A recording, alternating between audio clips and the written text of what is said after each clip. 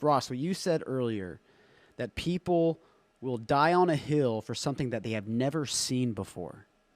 And people have to see this. I wasn't planning on playing this video. It is like 3 or 4 minutes long. Just listen, because this is going to explain. This is the Dobbs and Jackson case. This is what's being debated right now in D.C. There is a chance this year, in the next couple of months, that we could see Roe versus Wade be overturned. And this video is going to explain it.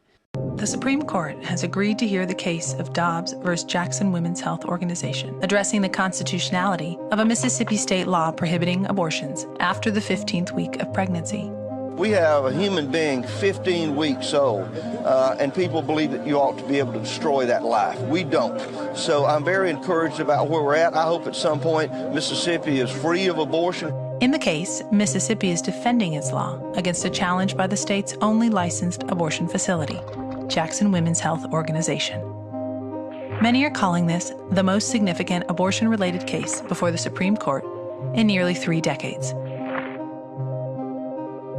That's because Mississippi is asking the Supreme Court to overrule Roe v. Wade, the 1973 Supreme Court decision that required abortion to be legal in all 50 states, as well as Planned Parenthood v. Casey, the 1992 decision that continued Roe v. Wade's abortion guarantee. On March 19, 2018, the Mississippi State Legislature passed House Bill 1510, aka the Gestational Age Act, prohibiting abortions after the 15th week of pregnancy.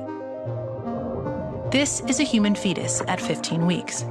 They are roughly 4 inches long, they have all of their limbs and organs, and can yawn, scratch their head, and suck their thumb.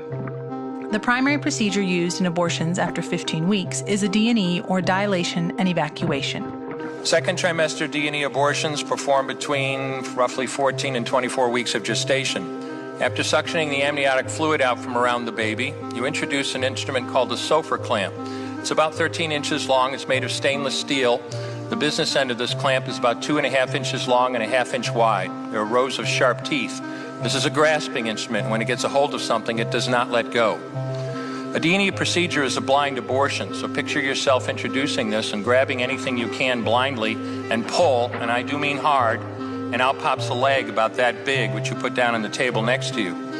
Reach in again, pull out an arm about the same length, which you put down on the table next to you, and use this instrument again and again to tear out the spine, the intestines, the heart, and lungs. Head on the baby that size is about the size of a large plum. Can't see it, but you've a pretty good idea you've got it if you've got your instrument around something and your fingers are spread about as far as they go. You know you did it right if you crush down on the instrument and white material runs out of the cervix. That was the baby's brains. Then you could pull out skull pieces. And you have a day like I had a lot of times, sometimes a little face comes back and stares back at you. Congratulations, you just successfully performed a second trimester D&E abortion. Because you have a baby, and they show the picture of the baby at 14 weeks. It's got a head, it's got little hands, it's got little feet, it's got arms, and then you see these long 1.5 foot prongs, and they grab the leg and they snatch it out. Dude, that was, and it's being told from a past Planned Parenthood physician. Right.